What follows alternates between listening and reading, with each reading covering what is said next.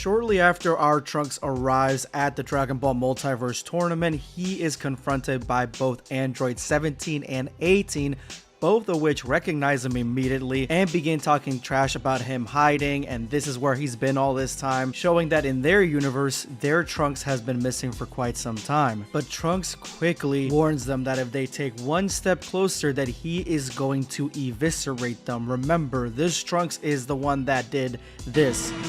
This is for Gohan! So he is much stronger, and 17 and 18 can sense that he has become a little bit more stronger, but they don't know the true extent of his power. 18 is not worried about this at all and threatens him, going on a low blow, saying that, don't worry, in time they will defeat him, they will destroy him, just like they did to his mother, which shows that in their universe, not only is Trunks missing, but also Bulma of that universe is dead. But Android 16 has Trunks' back, and he quickly tells them off, telling them that they've overstayed their welcome, they need to leave now. Both androids are a bit surprised as to who this guy is, that Trunks made a friend, but it isn't really entirely human. What is he? Who is he? Android 16 introduces himself as the android known as 16, another creation by Dr. Chiro. But you can tell even in 17 and 18's universe that they have no clue who he is. They didn't know that any of the prototypes were still active. They are the only androids left in that universe. And this is when 18 says something interesting. She says that, don't worry, we will get you. You won't escape this time. And she can tell that this is the Trunks from her world, but this Trunks comes from the world that was saved, the one that we know from Dragon Ball. So I'm not exactly sure what she's talking about here, but she does have a point because they will be facing each other in this tournament, and 17 threatens 16 for siding with the humans in the end. And even though the androids are certain that they destroyed Jiro's lab and they should be the only ones left, Trunks confirms that he is not from their universe. He is curious to see why they lost so badly, why humanity lost, and it could be because that Trunks left the time stream and did not get back in time to save anybody. As a few hours go by, we get just a totally normal, casual picture of the audience, just extremely normal guys that you would see in Dragon Ball. I mean, we got, you know, Jojo from JoJo's Bizarre Adventure, Ichigo, Luffy, Naruto.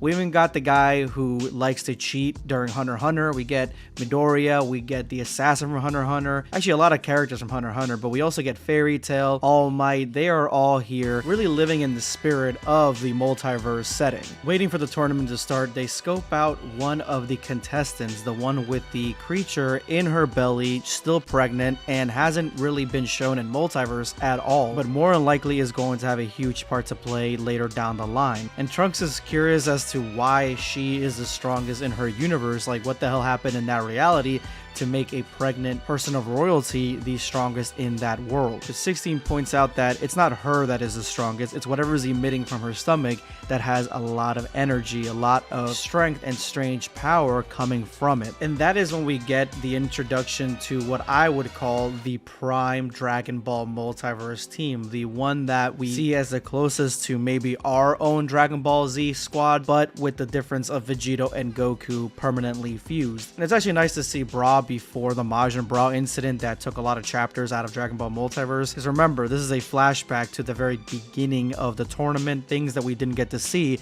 interactions that we never would have seen. Trunks and 16 pinpoint Gohan right away, and Gohan pinpoints Trunks as well, but as we can see here, he says he hasn't seen Trunks in 3 decades. Now, Gohan being 12 years old during the Cell games, that means that Gohan at this point in time is around 40. There's a long ass time that's gone by, with Trunks not really seeming to be that old, maybe due to the fact that he was picked out of a different timeline. Piccolo urges Vegito to go check out Trunks and basically show himself and introduce himself. Remember, Trunks doesn't know anything about fusion. He doesn't know what happened to Goku or Vegeta, and so in this instance, as Vegito says, this would be kind of a shock to see what happened to his father fusing permanently with Goku and becoming a completely new person. Delving into a little bit more of that Goku side, he says that he has kept up his training, Trunks has, and he's excited to see how strong he's gotten. That is 100% coming from Goku. That's not something Vegeta says. Gohan reintroduces himself to Trunks, and Trunks notices the difference between this Gohan and the one from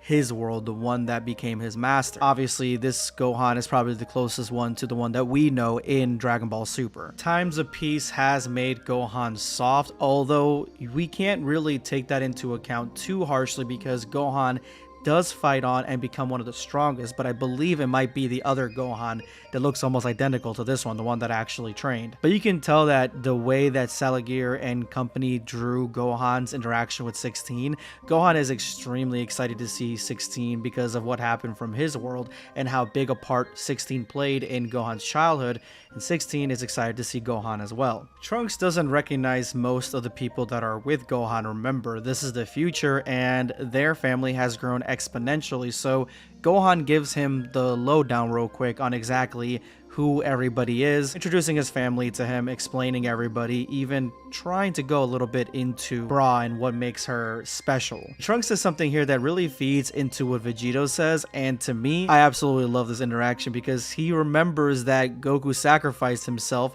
to save the universe against Cell, but he doesn't know that Goku came back, faced the Majins, and then ended up fusing with Vegeta. Gohan gets really serious here, and I can feel from this Gohan's perspective that he's not the biggest fan of Vegito, and that to me makes a lot of sense. I mean, Vegito is not Goku, and it's more of a Vegeta fusion, or at least influenced by Vegeta more than anything. He says that Bulma remarried, which I'm curious to see who she remarried with. Was it Yamcha? Because I do remember she relinquishes Vegito to Chi-Chi because she's got the bigger family and Goten needs a father. Trunks is kind of taken aback by this. He didn't think that Vegeta was going to die as well, and so he's a little bit upset that he won't get to see his father for one more time, at least the one that he was able to fight against and fight with. Gohan wants to introduce Trunks to Vegito, but just as he is explaining the situation, even Vegito remarks that there is almost like a disturbance in the force when it comes to the tournament, and that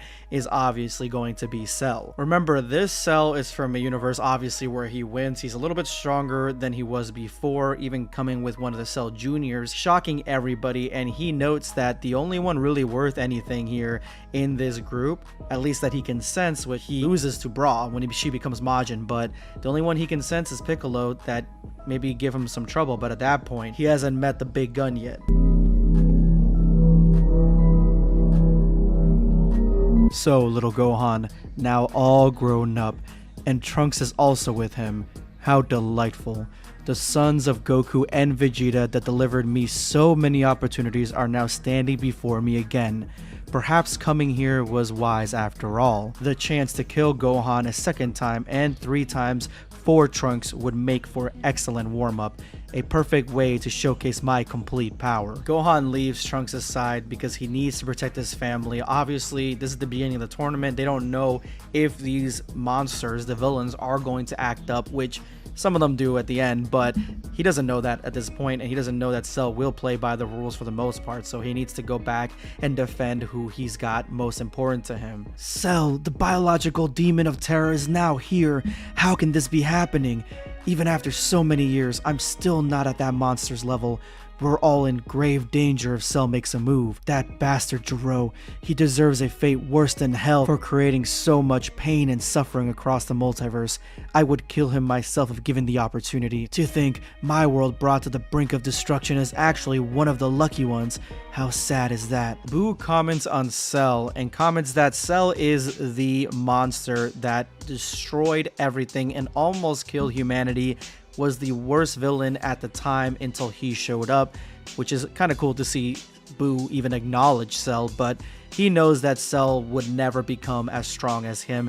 He'll never become perfect like he wants to, but he knows that he is lucky because his personal wish has been granted. Vegito is finally within his grasp. And with that, Boo goes to take a nap, but really he sets the stage for the later chapters of Dragon Ball Multiverse, where he attempts to take over and coerce everything after the Majin Bra incident. But in the meantime, we get another panel of just a normal, ordinary audience, you know, just super ordinary, nobody of note here, no villains from other anime sitting in the stand. And here we get basically our world at the end of Dragon Ball Z. Now, the fusion wasn't undone. I would have wanted the other world to be our world, but no, we have this one with Goku and Vegeta and Gohan. That is the Gohan that is the most terrifying. Even Trunks notes that this version is almost identical to the one in Universe 16. 16 excited to kill 2 Gokus in this tournament. As Trunks sizes up the non-threatening but cool armored Universe 19,